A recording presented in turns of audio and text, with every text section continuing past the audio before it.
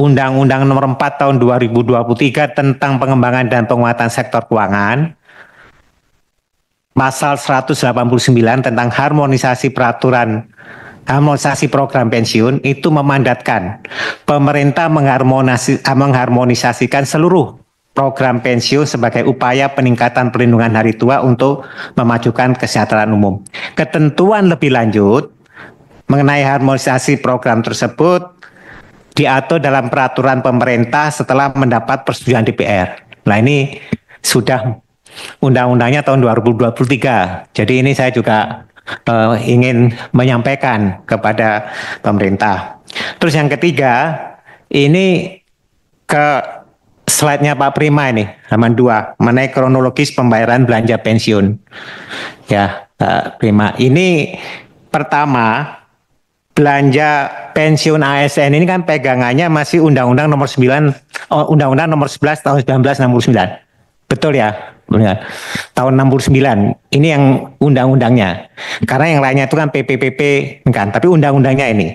Di dalam undang-undang ini, ya ini perlu jelas, itu sebetulnya ada memandatkan bahwa program jaminan pensiun ya dan program jaminan hari tua. Jati.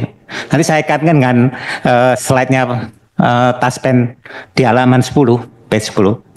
Di mana untuk jaminan pensiun itu dibayarkan oleh APBN.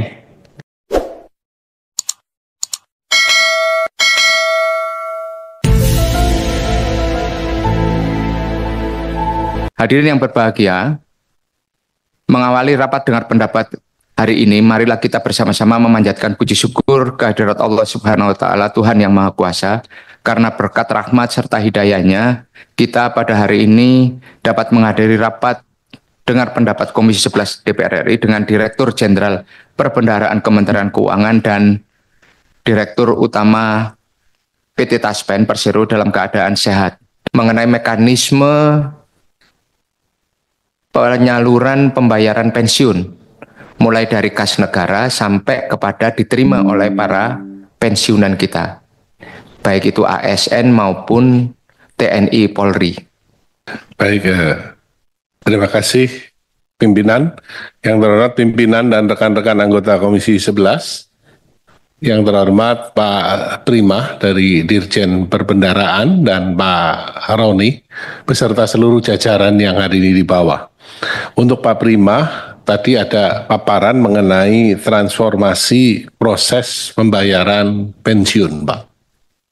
Apakah Bapak yakin dengan transformasi ini mampu mencegah apa yang terjadi pada Asabri, juga pada Taspen?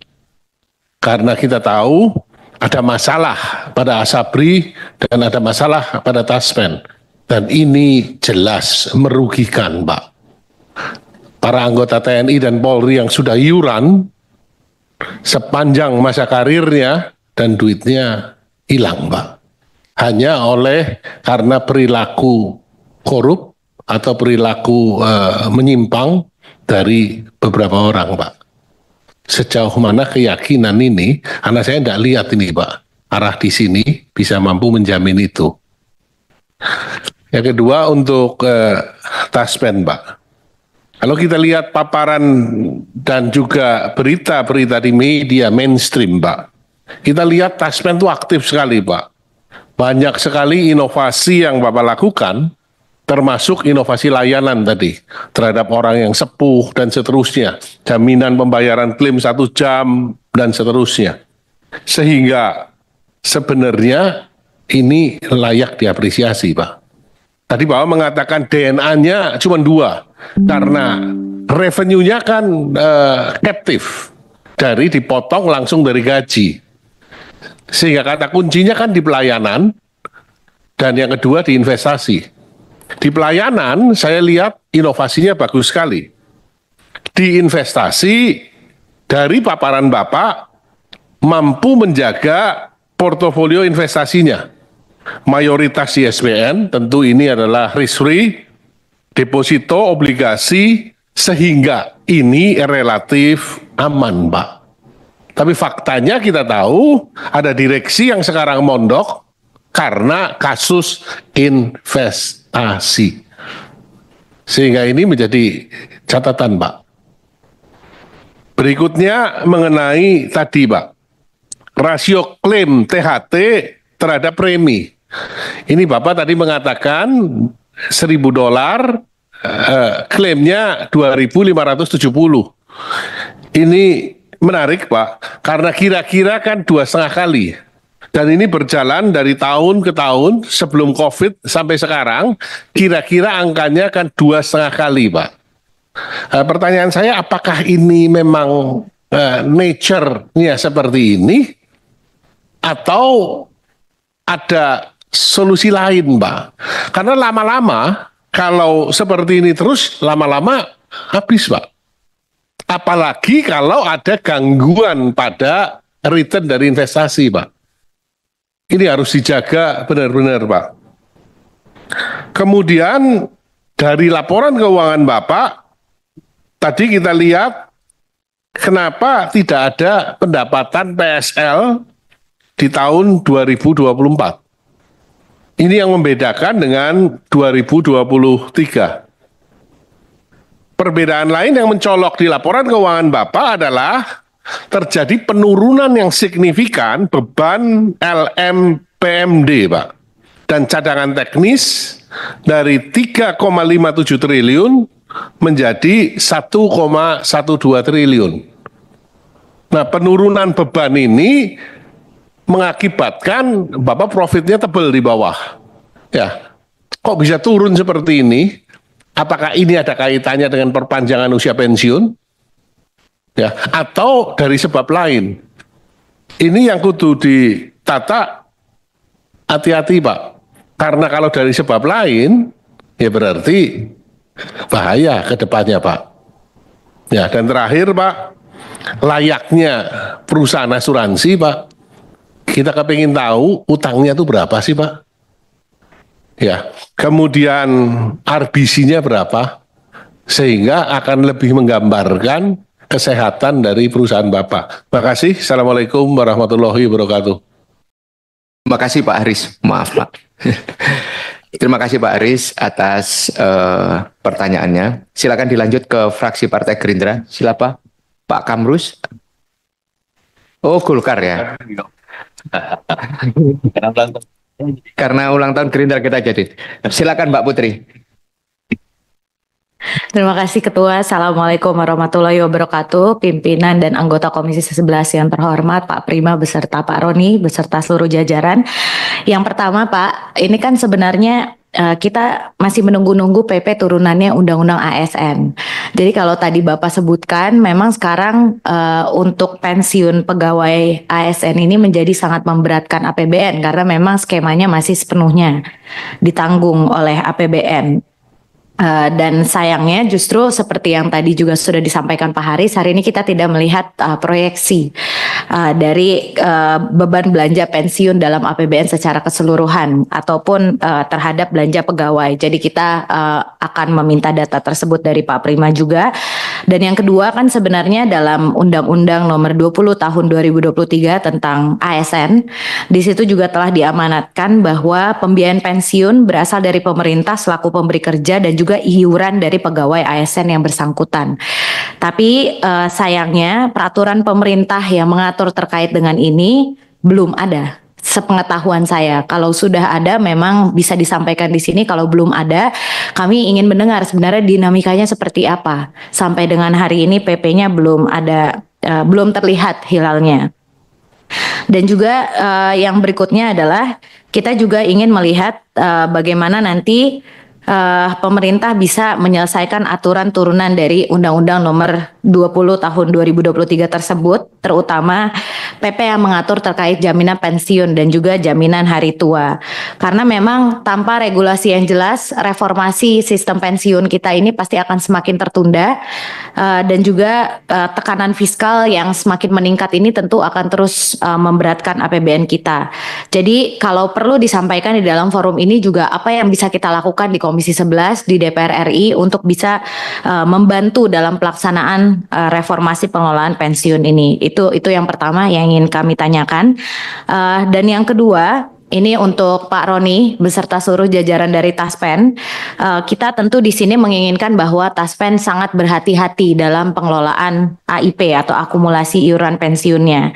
Karena memang ini pungutan dari gaji ASN, jadi haknya beliau-beliau 4,75%, dan juga akumulasinya sekarang sudah mencapai 250 triliun rupiah seperti yang tadi sudah Bapak sampaikan. Jadi jangan sampai Taspen sendiri tidak cermat justru dalam mengelola dana yang sebenarnya milik atau hak orang lain ini. Kenapa ini berkali-kali kita sampaikan juga sebenarnya di forum ini, karena menurut pemeriksaan BPK juga pada tahun 2019 di situ ditemukan bahwa pengelolaan AIP belum sepenuhnya dilakukan secara optimal. Memang ini juga sebenarnya ini buat Pak Prima juga, karena pemerintah juga belum mengatur bentuk pengelolaan risiko investasi saham yang mengalami penurunan nilai dan juga penyertaan langsung. Dan pemerintah juga belum menetapkan kebijakan sanksi atas adanya penurunan dana AIP maupun sanksi atas capaian hasil investasi AIP yang tidak mencapai target. Jadi kemarin kasus hukum yang kita semua di sini sudah tahu melibatkan Dirut Taspen, kerugian negaranya sampai dengan 200 miliar rupiah, itu sangat disayangkan. Jadi tentu saya ingin mengingatkan kembali supaya AIP ini bisa dikelola secara prudent, dan tentu yang ingin kita dengar adalah langkah-langkah perbaikan yang telah atau akan dilakukan Taspen untuk pengelolaan AIP ini. Jadi AIP-nya nanti bisa dikelola secara lebih optimal dan tentu bisa menjaga prinsip kehati-hatian. Dan yang berikutnya juga concern terakhir saya adalah terkait dengan ketepatan dari manfaat pensiun ini. Jadi ada laporan dari BPK juga yang menemukan bahwa pengelolaan database kepesertaan aktif program pensiun ini belum terintegrasi. Jadi badan penyelenggara belum sepenuhnya menggunakan data BKN sebagai dasar kepesertaan dan juga pembayaran manfaat pensiun. Jadi ada ketidakakuratan penerimaan iuran pensiun sampai dengan pembayaran pensiun, dan juga ketidakakuratan data kepesertaan dalam perhitungan yang dilakukan badan penyelenggara. Jadi tadi juga belum disampaikan oleh DJPB ataupun Taspen untuk memastikan bagaimana ketepatan sasaran dari penerima pensiun yang mencapai 3,6 juta. Jadi kalau sudah ada perbaikan database seperti apa progresnya, dan database ini memang menjadi sangat penting untuk kita bisa sama-sama mengurangi error dalam data penerima manfaat ini, yang nanti kalau ada error tentu bisa berdampak pada beban yang dikenakan kepada APBN kita. Jadi jangan sampai kebocoran data tersebut akhirnya makin memberatkan APBN. Dan juga kami meminta ada upaya pengawasan di lapangan yang perlu kita optimalkan tentu untuk memastikan ketepatan dari manfaat pensiun tersebut. Demikian pimpinan, terima kasih. Assalamualaikum warahmatullahi wabarakatuh. Kita perlu memastikan kembali bahwa jaminan sosial PNS sebagaimana tujuan pendirian Taspen harus terus dipastikan keberlanjutannya, yaitu tabungan hari tua, lalu kemudian untuk dana pensiun untuk meningkatkan kesejahteraan dan memberikan perlindungan program asuransi terhadap jaminan kecelakaan kerja dan jaminan kematian. Nah, pengelolaan dana strategis, mengelola iuran PNS ini secara profesional ini yang kemarin terdistorsi dan menurunkan kepercayaan. Karena itu, kami ingin menyampaikan supaya Taspen melengkapi bahannya hari ini tentang data kerugian dan aliran dana kerugian dari 200 miliar dari total 1 triliun yang diinvestasikan melalui 4 perusahaan, ya. Misalnya PT IIM, PT PSI, PT PS dan PT SM itu mendapatkan keuntungan puluhan bahkan ratusan miliar. Nah, ini kemudian harus dilengkapi dan juga diberikan pelaporan sehingga Taspen yang didirikan yang pada bulan Juli, yang didirikan sejak puluhan tahun yang lalu bisa kembali kepada tujuan, fungsi dan peranan yang diharapkan. Kemudian Pak Prima, saya memberi catatan beberapa poin yang selama ini diperankan oleh PT Taspen yang harus kita jujur mengatakan bahwa melayani pensiunan ini dengan program peningkatan kapasitas wirausaha. Menurut PT Taspen ada programnya, tetapi tolong juga dijelaskan di dalam materi ini. Di mana, kapan, dan siapa penerima manfaatnya. Lalu kemudian juga pensiun dikelola bersama BKN. Perannya BKN sebagai badan kepegawaian negara yang mengelola administrasi seluruh kepegawaian ASN itu. Pengintegrasiannya Pak Prima seperti apa? Kalau seandainya dilakukan simulasi sistem pembayaran digitalisasi terhadap pensiunan itu. Lalu kemudian berikutnya berkaitan dengan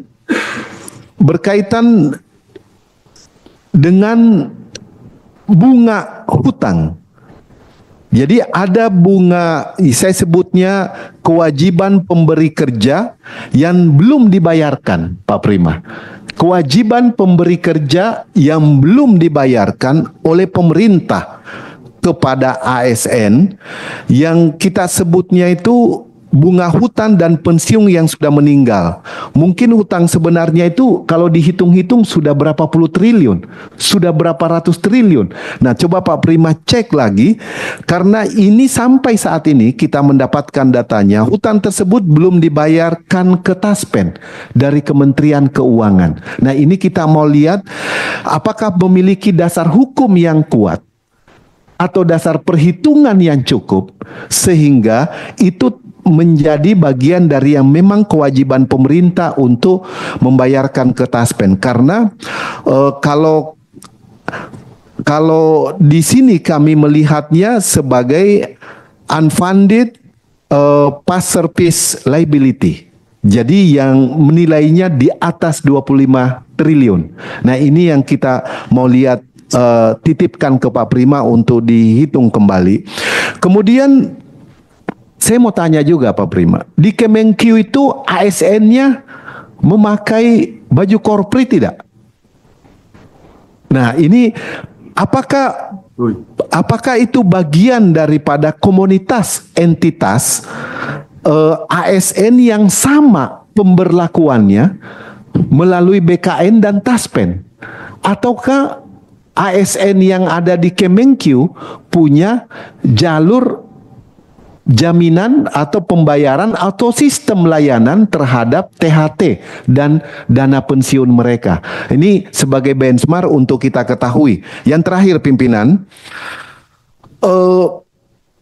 inti dari semua ini, Komisi 11 mengundang Pak Dirjen dan Taspen adalah untuk memberikan pelayanan yang lebih prima terhadap ASN dan purna ASN atau pensiunan ASN supaya kedepannya 3,7 atau 4,4 atau sekarang 7, sekian juta orang yang dilayani bisa betul-betul merasakan manfaat kehadiran negara atas pengabdian dedikasi yang sudah diberikan untuk melayani kepentingan rakyat. Demikian pimpinan, saya kembalikan. Partai. Dan kita nih Pak terkait dengan dana pensiun Pak, ini sudah banyak cerita tentang dana pensiun ini seperti halnya Asabri, seperti halnya asuransi-asuransi lah, seperti kan kurang lebih kan jenis usahanya seperti itu juga si Taspen ini. Nah, semuanya itu banyak masalah itu terkait investasinya Pak. Uangnya itu kemana? Nah, saya pengen juga mendapat penjelasan kepada Bapak. Mohon maaf ini Pak, termasuk pensiun kita orang juga ada di Bapak. Suatu saat saya nggak jadi DPR lagi, saya dapat pensiun, uang juga ada di Bapak. Nah, 4.300.000 kalau nggak salah Pak Dolphy. Apa? 2,5. Mungkin Bapak itu kalau saya 4.300.000. Enggak. Kita coba. Jadi maksud saya Pak, investasi-investasi yang beresiko, investasi yang beresiko itu biasanya dalam bentuk direct investment Pak. Nah itu mohon penjelasan juga, paparan dari Bapak, seberapa banyak dana yang tersedia di Taspen yang diinvestasikan secara langsung maupun melalui reksadana maupun yang diinvestasikan ke surat berharga negara. Jadi kalau dia lebih besar direct investment, yang pastinya kitanya yang punya pensiunan di Taspen juga cemas Pak. Nah untuk itu mohon pembagian tersebut berapa banyak, mungkin kalau Bapak mau cari uang, istilahnya bukan cari uang ini Pak ya, cari uang itu nyari keuntungan dari Taspen ini, mungkin Bapak harus kasih investasi yang beresiko, biasanya high risk high return ya Pak ya. Nah yang beresiko itu berapa, yang surat berharga negara berapa, yang melalui reksadana itu berapa.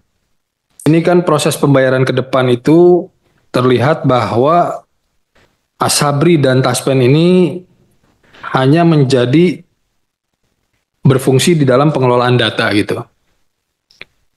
Juga ada di halaman 9 diterangkan bahwa arah perbaikannya poin nomor 1, simplifikasi pembayaran manfaat pensiun dengan gaji pegawai ASN aktif oleh DJPB. Nah ini apakah maksudnya ke depannya ini fungsi daripada Taspen dan Asabri ini akan diambil alih oleh DJPB atau seperti apa? Mengingat setahu saya Taspen ini kan sudah cukup lama, jadi dia berpengalaman dan dipercaya oleh ASN untuk memberikan pelayanan kan gitu. Apakah dengan adanya pengalihan ini kalau memang jadi akan menjadikan ASN mendapatkan pelayanan yang lebih baik gitu. Mengingat ekosistem pelayanan ini kan selama puluhan tahun sudah dijalankan oleh Taspen dan Asabri. Kemudian setahu saya juga Taspen khususnya mereka tidak hanya menjadi juru bayar, tapi dari yang saya ketahui ada juga program-program persiapan pensiun gitu, program kewirausahaan dan peningkatan kapasitas kemampuan PNS setelah nanti pensiun. Nah, apakah DJPB kira-kira punya kewenangan ataupun punya kemampuan melakukan pelayanan itu gitu? Mengingat selama ini kan tugasnya administrasi keuangan kan gitu. Namun demikian bagi Taspen juga Pak Roni ke depannya ini harus lebih comply ya Pak ya gitu. Tidak ada yang sempurna, secara numbers juga cukup oke, tetapi adanya hal-hal yang kita ketahui bersama itu menjadi presiden buruk. Nah diharapkan ke depannya jangan ada lagi yang seperti itu kan gitu. Juga pelayanan ke depan ini perlu dioptimalkan lagi sehingga penerima manfaat ini lebih lebih bisa mendapatkan kenyamanan dan juga dipermudah gitu. Jadi menurut saya baiknya dilakukan optimalisasi terkait dengan Taspen ini sehingga yang paling utama adalah penerima manfaat ini kan itu. Jangan sampai apa-apa yang diputuskan ini pada akhirnya menyusahkan penerima manfaat. Seperti itu. Terima kasih. Ini yang saya punya aja, tayangkan yang punya saya. Ini kan ada 4 yang dikelola oleh Taspen. THT, ini iurannya masuk kan? 4 ini ada iurannya? Ada kan? Nah, yang tidak digambarkan iurannya, saya mau tampilin dulu nih. Ya ini. Kalau menurut Taspen tadi, iuran untuk THT itu hanya dari peserta. Pemberi kerja tidak. Tidak wajib atau tidak memberi. Dalam hal ini pemerintah. Wajib kan Pak? Ya, kalau undang-undang wajib. Kenapa dicantumkan? Ada kewajiban pemerintah untuk mengiur THT, mengiur pensiun, itu nggak disebutkan. Kan ini terikat dengan undang-undang BPJS. Pemberi kerja itu 3,7 harusnya. di situ. Kemudian peserta itu lebih kecil harusnya. Cuman jadinya untuk ASN pesertanya jadi lebih besar, pemberi kerja tidak. Begitu dengan pensiun, harusnya peserta lebih kecil kan? Ini lebih besar, pemerintah tidak, harusnya pemerintah 2%. Nah, berikutnya, kalau yang lain dalam laporannya Pak Prima ada disebutkan, THT asetnya 138,6 triliun.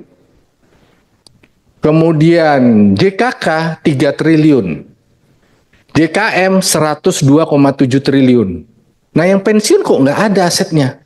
Padahal iurannya masuk. Iya kan? Iurannya diterima. Asetnya kok nggak diberitahu gitu loh. Berapa gitu aset yang dari pensiun itu. Tidak disampaikan. Yang lain disampaikan, itu tidak disampaikan. Jadi ada soal di sini.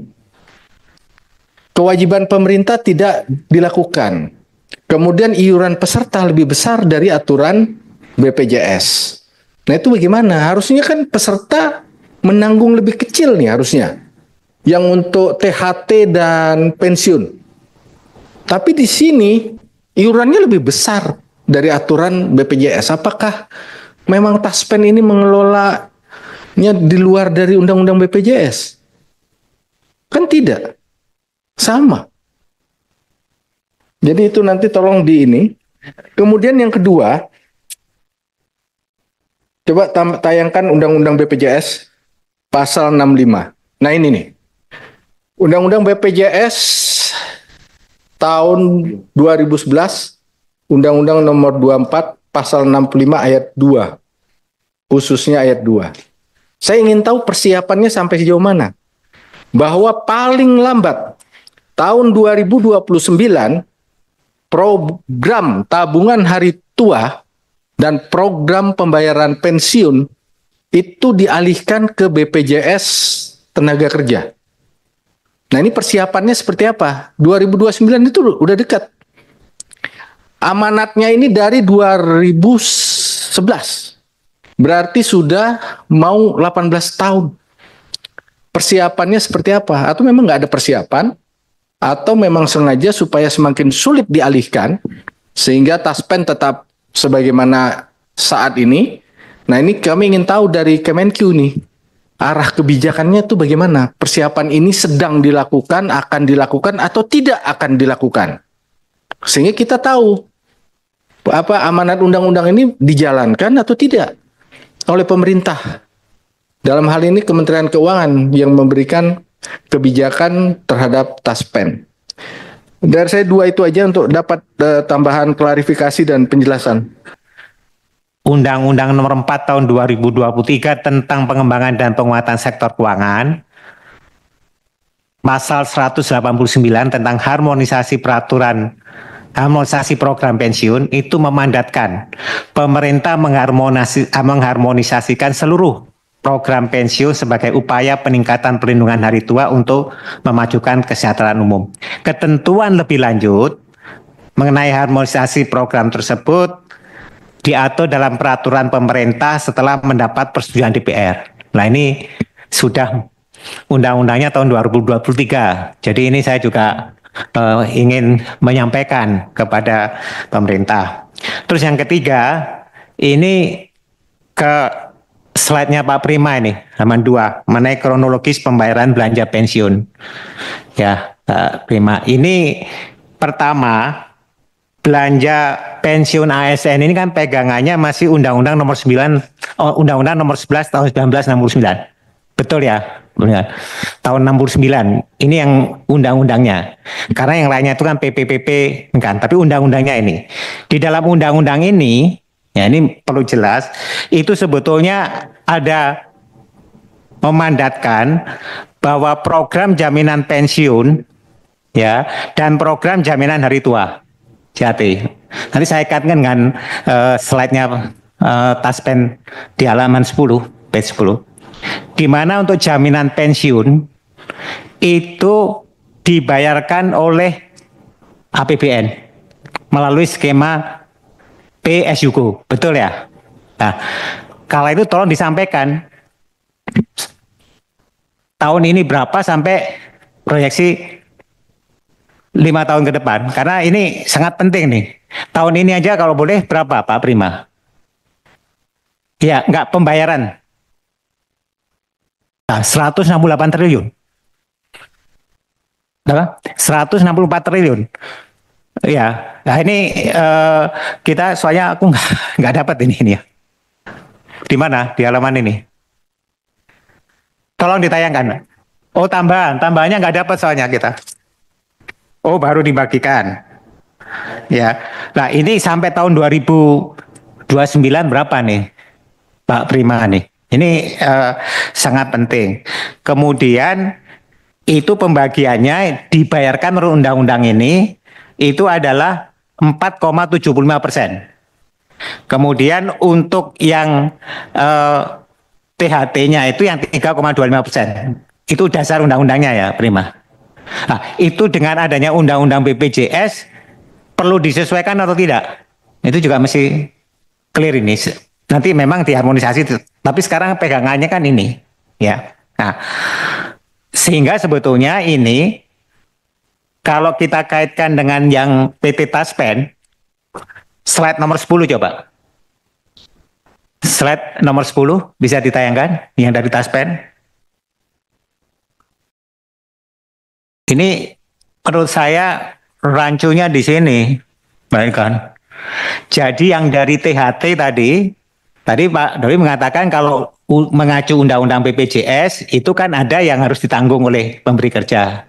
Tapi kalau pegangannya masih undang-undang 11 tahun 69, ya persis seperti sekarang, kan gitu. Nah, tapi akibatnya tadi disampaikan, saya minta konfirmasi, justru yang dana dari THT itu, ya kan selalu dalam tanda kutip nggak fully funded kan, betul nggak?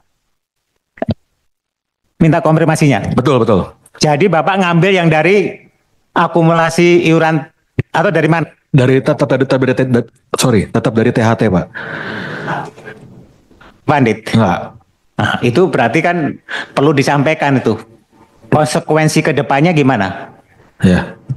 Nah, ini kan karena ini kan akan nambah terus nih, Pak. Iya, jadi konsekuensinya itu kalau klaim rasio masih seperti ini, antara iuran sama beban itu jomplang angkanya, itu pasti kedepannya akan berpengaruh sama sustainability di Taspen. Itulah yang perlu disampaikan sebetulnya dengan skema ini, gitu loh. Ini maksud saya. Jadi ini menyangkut isu sustainability sekali. Pertama ada dua yang di sustainability-nya dari APBN.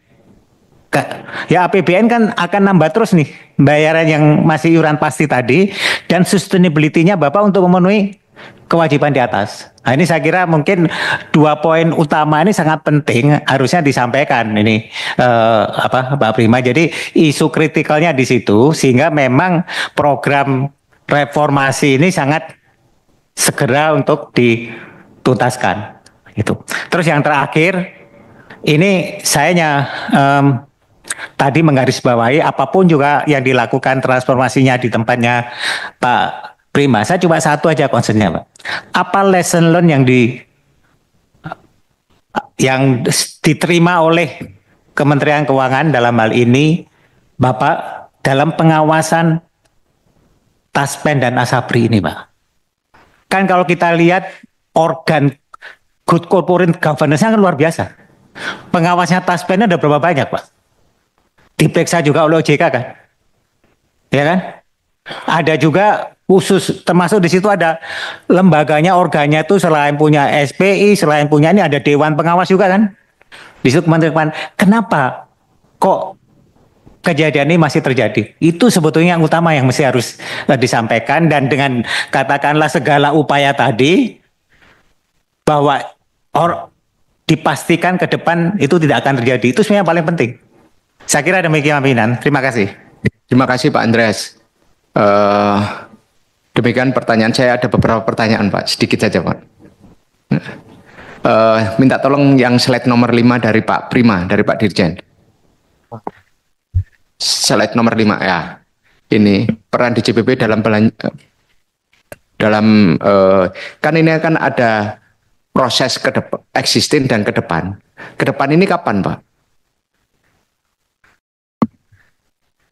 Tahun ini, berarti kan bukan ke depan, Pak. Berarti tahun ini kan.